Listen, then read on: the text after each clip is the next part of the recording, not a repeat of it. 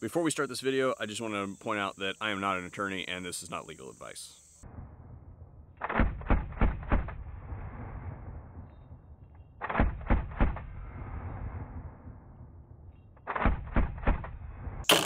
Dude, how much more of this ammo do we have? Oh, we got enough to get us through the end. Hey guys, I was wondering something. I don't have any special licenses or anything like that. How does this work for somebody like me? Oh, okay. So they're totally legal in, the United States as long as you reside in a state that isn't a communist state. So suppressors, short-barreled rifles, short-barreled shotguns, AOWs. There are some transferable machine guns like this guy right here. These are much more expensive than the silencers, and basically the way it works is if something exists on the NFA registry, then you file what's called a Form 4 with the ATF, which is the transfer of something on that registry to another entity, and a $200 sin tax, essentially, to be able to move this from person or entity to entity. You can submit those as a corporation, as an individual, as a trust, and there are different benefits to that sort of thing. Background check on something like that, the whole process is taking about 10 months right now. Jeez. So it's kind of dependent on where you live too. So Yeah. certain regions it does happen a little faster currently, and I've seen some take way longer too. But it all depends on, everything's backed up right now a little bit. Everything's backed up right now a little bit, and then there are certain things I mentioned that you can do it as like an individual, as a corporation, as a trust. Certain things in that area are going to determine how fast that paperwork comes back as well. You can also file a Form 1, which is the manufacturer of that sort of thing. You can literally make your own cans if you want to. You can make your own short-barrel rifles, short-barrel shotguns if you want to. They are federally regulated, but the difference there is you have to add it to the registry when you do it, and that's called an ATF Form 1, and that's a little bit different process, but you also can do Form 1s on e-forms, which we did a video about a few weeks ago, but actually we're a little bit long, so I have to roll into our sponsored section for today's video. I think I'd rather just go deaf. Which is the Sportsman's Guide.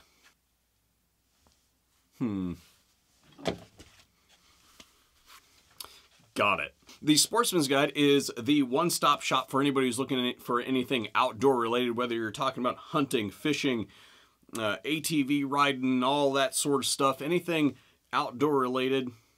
Definitely a place that you guys should be looking out for. I really enjoy working with Sportsman's Guide because I was one of those kids that grew up where we got the magazines in the mail and, you kind of leaf through them while you're on the commode type thing. That generation.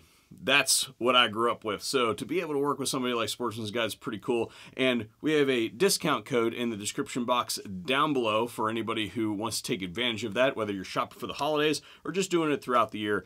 Definitely something to look into. Now, the one thing I will say that I've been using it for most often these days is either optics or tools. I found some really badass gas cans the other day.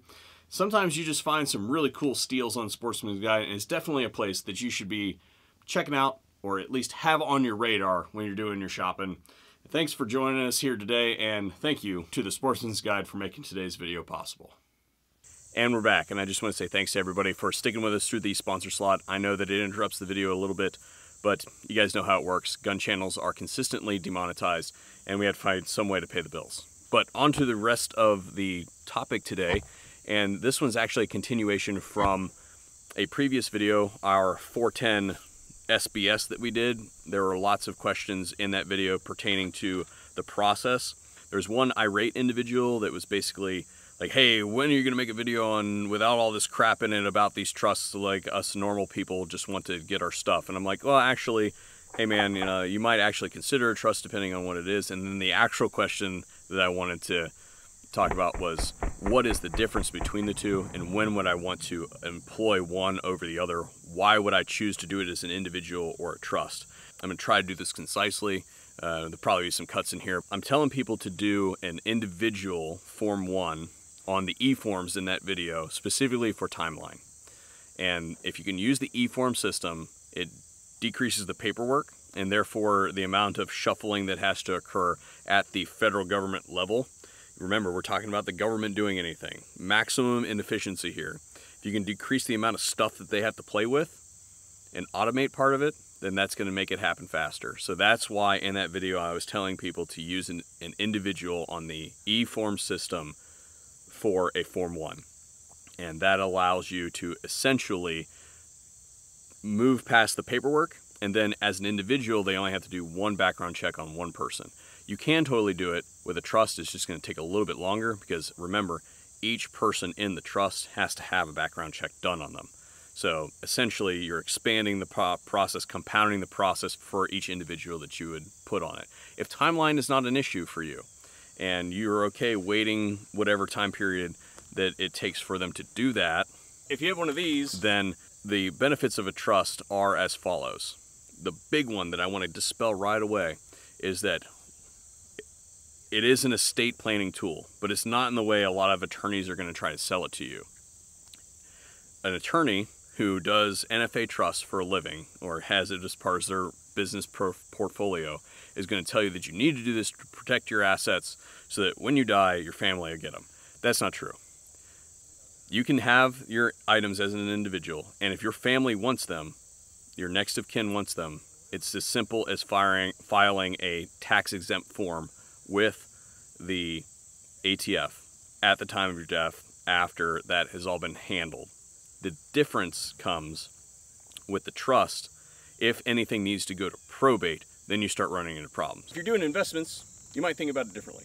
So what I would say is, if you're talking about collecting NFA items that are expensive, like machine guns, transferable machine guns and things of the like, then yes, that is something then you would probably want to put it into a trust. If you're spending $30,000, $40,000, $60,000, $80,000, $100K on an individual item, you should probably have those in a trust for protection purposes. If you're talking about getting a couple cans or something like that, then you don't need to worry about that near as much. Except for, another exception of course being, that if you have a bunch of friends that you're trying to share these items with, and basically the trust is a legal entity that you've set up that owns those items, and as trustees, you can possess and domicile those items.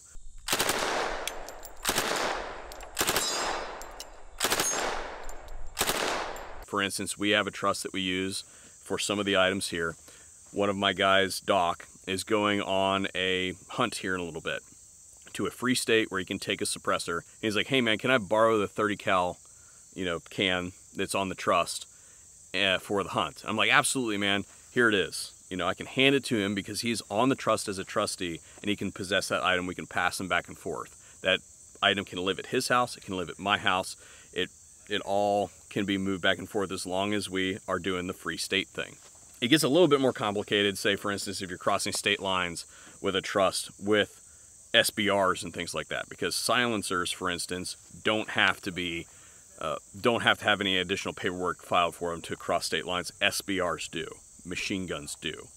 So there's a little bit of a difference there, small nuance there, but with a trust, it allows it to be moved around between multiple individuals that they don't really own the item at all. The trust owns the item, but they're people within the purview of the trust. As an individual, though, you don't need to worry about, for instance, you have a can in the house, your wife, for instance, gets caught at home while you are out getting a gallon of milk. That's not a thing. Okay, that is not a thing that you need to worry about. So again, to distill it all the way down to the base, individuals for speed, trusts for versatility.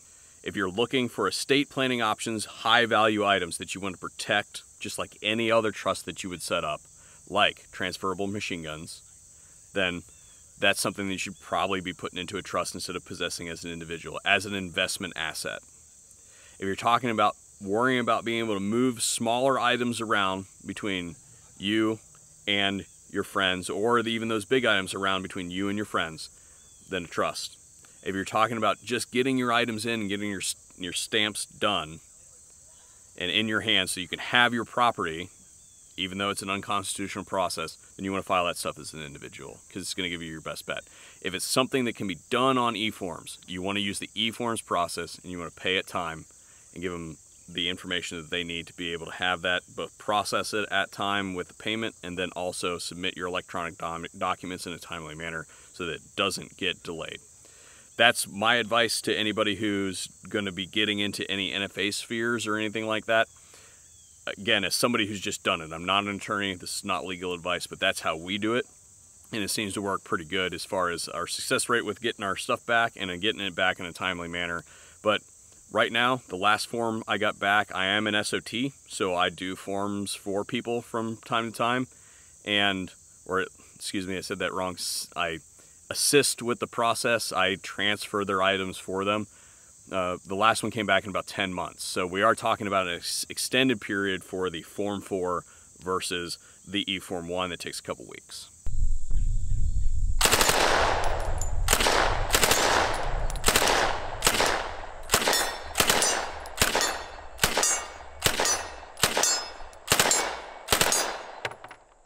But anyway, this was a relatively long-winded commentary video. If you guys have any more questions, go ahead and leave them in the comment section down below. Remember, this is not legal advice or anything like that. This is just the process that I use to get the stuff done in a timely manner. And we have a pretty high success rate, as well as I'm also an SOT, so I do this somewhat professionally, I suppose. It's more of like one of the functions of my business does do NFA stuff. So I have some experience. I'm not going to say that I know everything, but if you found the video interesting and informative, then please hit that subscribe button down below, pass it around, show your friends who might have questions on the topic. And I also want to say thanks to the people from CMMG for bringing out the guns and helping out with the intro, as well as the gun drummer for adding his own little bit of flair to the intro of the video. And hopefully we'll see you guys on a future video here at the VSO Gun Channel.